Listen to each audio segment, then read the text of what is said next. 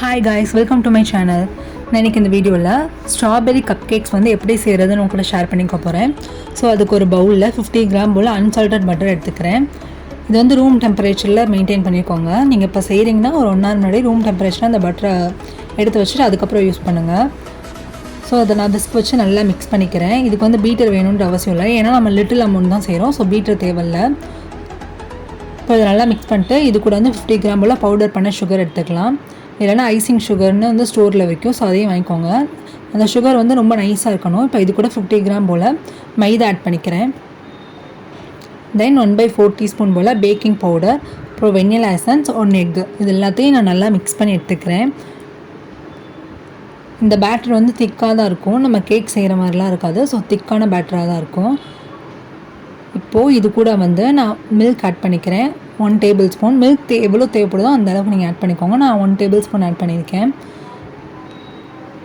Add பண்ணிட்டு இப்போ எனக்கு வந்து strawberry flavour, so strawberry essence வந்து நான் லைட்டாக ஆட் பண்ணிட்டு அதையும் நல்லா மிக்ஸ் பண்ணிட்டுருக்கேன். இப்போ பாருங்களேன், பிங்க் கலரில் இருக்குது. இப்போது நான் இதை வந்து என்னோடய கப் கேக் ட்ரேயில் வந்து ஃபில் பண்ண போகிறேன். கப் கேக் லைனஸ் வச்சுருக்கேன். இதில் 3/4 பங்கு அளவுக்கு ஃபில் பண்ணிட்டு இதில் டூட்டி ஃப்ரூட்டி போட போகிறேன். என்னோடய கஸ்டமர் வந்து டூட்டி ஃப்ரூட்டி போட்டு கேட்டாங்க. ஸோ அதனால் அதை போட்டு எடுத்துக்கிறேன். இது நல்லா அந்த ஸ்டிக் வச்சு மிக்ஸ் பண்ணிக்கலாம். அப்போ தான் ஏர் பபிள்ஸ்லாம் போகும். ஸோ இதுக்கு மேலே டெக்கரேஷனுக்காகவும் சில ஒன்று டூட்டி ஃப்ரூட்டி போட்டு டெக்கரேஷனுக்காகவும் நான் பண்ணி எடுத்துக்கிறேன். பாருங்களேன், என்னோடது வந்து நல்லா ஃபில் பண்ணி நான் எடுத்துட்டேன். இப்போ இது மேலே டெக்கரேட் பண்ணி எடுத்து வச்சாச்சு.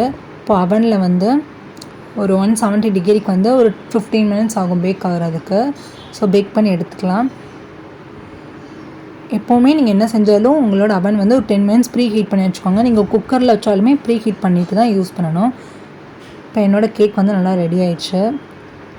நல்லா ஸ்பாஞ்சியாக இருந்திருக்கு. ஸோ இதை வந்து நான் அந்த ட்ரேயில் வந்து நார்மல் பிளேட்டில் நான் எடுத்து வச்சுட்டு ஒரு ட்ரை கிளாத் போட்டு மூடி வச்சுருவேன். அவ்வளோதாங்க, ஈஸி தான். கண்டிப்பாக ட்ரை பண்ணுங்கள். லைக் பண்ணுங்கள், ஷேர் பண்ணுங்கள், சப்ஸ்கிரைப் பண்ணுங்கள். நெக்ஸ்ட் வீடியோக்கு வெயிட் பண்ணுங்கள். Stay tune guys.